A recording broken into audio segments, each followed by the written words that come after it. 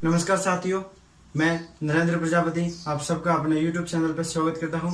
आज हम भारत की सीमाओं के बारे में पढ़ेंगे तथा भारत के पड़ोसी देशों के बारे में पढ़ेंगे और कुछ महत्वपूर्ण जानकारियां देखेंगे।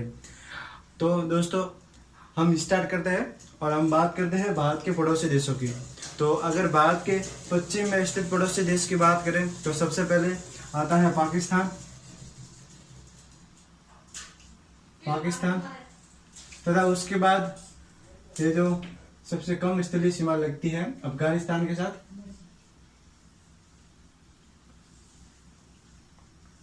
और फिर ये जो है देश ये है नेपाल।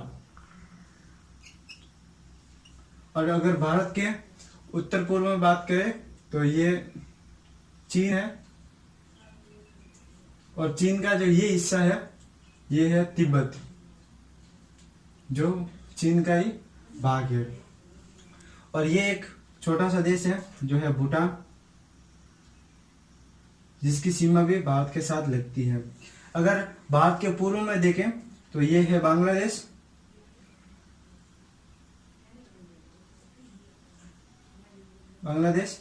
और ये है म्यांमार। ये जो देश है जिसकी भारत के साथ स्थलीय सीमा लगती है। अगर हम जलीय सीमा वाले देशों की बात करें तो दक्षिण में है ये है श्रीलंका, और ये जो हिंद महासागर में और द्वीपीय देश है जिसका नाम है मालदीव। ये दो देश है जिसकी भारत के साथ जलीय सीमा लगती है।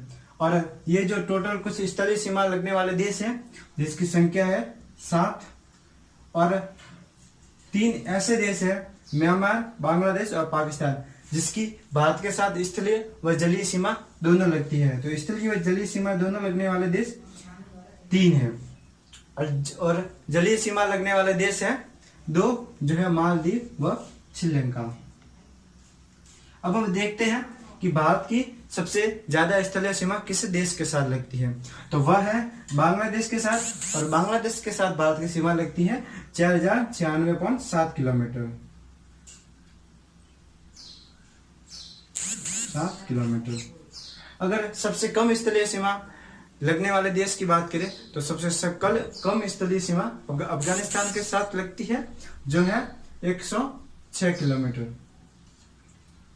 अगर हम बात करें कि पाकिस्तान के साथ भारत की कितनी सीमा लगती है, तो पाकिस्तान के साथ भारत की सीमा लगती है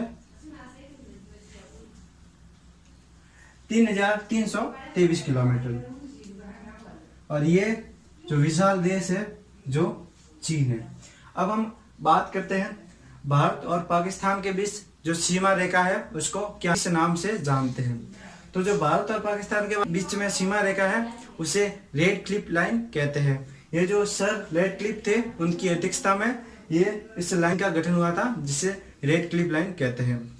अगर हम बात करते हैं भारत और चीन के बीच, ये जो क्षेत्र है जो भारत और चीन के बीच सीमा बना था, तो इस क्षेत्र में जो लाइन है उसको क्या कहते हैं। तो इस लाइन को कहते हैं, इसको कहते हैं मैकमोहन लाइन, और इसका गठन हुआ था 1914 में। ये जो म्यांमार देश है इसको प्राचीन में बर्मा भी कहते थे। अगर हम भारत और श्रीलंका के बीच जो जल संधि है उसकी बात करें, उसका नाम देखें तो उसका नाम है पाक जल संधि। पाक जल संधि। अब हम देखते हैं कि यहाँ पर भारत के मध्य में जो विंध्याचल पर्वत है,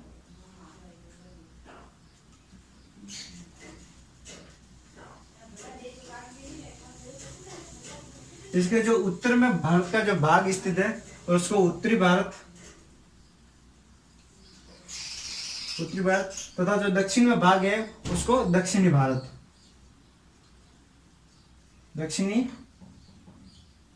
भारत व प्रायद्वीपीय भारत कहते हैं। अब हम अगर देखें कि प्रायद्वीप क्या होता है, तो प्रायद्वीप वो भूमि का वह विशाल भाग होता है जो 3 ओर से जल से घिरा हो व 1 ओर से स्थल से घिरा हो। तो ये जो भारतीय प्रायद्वीप है जो उत्तर में स्थल से घिरा हुआ है और दक्षिण तथा पूर्व पश्चिम में जल से घिरा हुआ है। तो ये भारत का प्रायद्वीप है। अगर भारत के दक्षिण पूर्वी प्रायद्वीपीय जो तटीय रेखा है इसकी बात करें तो इसको कोरोमंडल तट कहते हैं,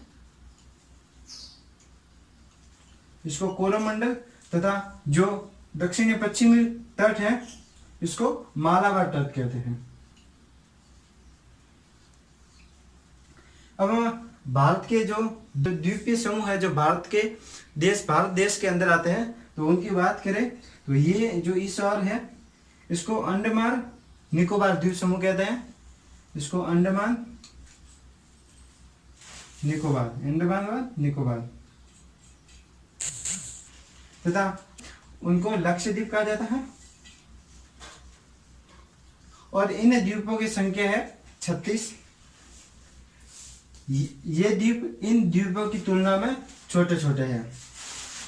अब हम अगर भारत की सीमा की बात करें कि भारत की स्थलीय सीमा कितनी है, तो भारत की स्थलीय सीमा अगर देखें तो इन यहाँ से स्टार्ट होती है और इधर ऐसे होती हुई यहाँ तक आती है।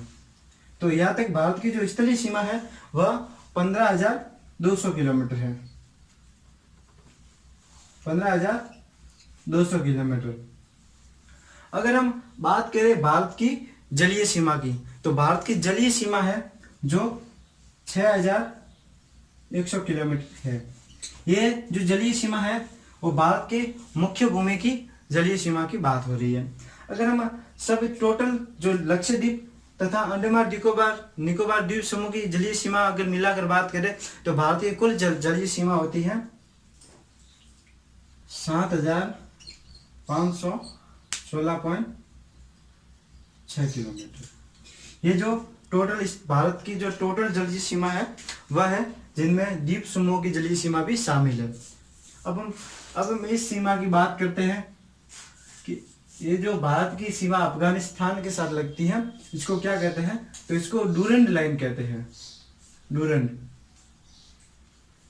डूरंड रेखा, जो ऐसे होती हुई पाकिस्तान और अफगानिस्तान के बीच है तथा इस प्रकार ये भारत और अफगानिस्तान के बीच की भी सीमा बनाती है। ये वह क्षेत्र है जो पाकिस्तान के अधिकृत है।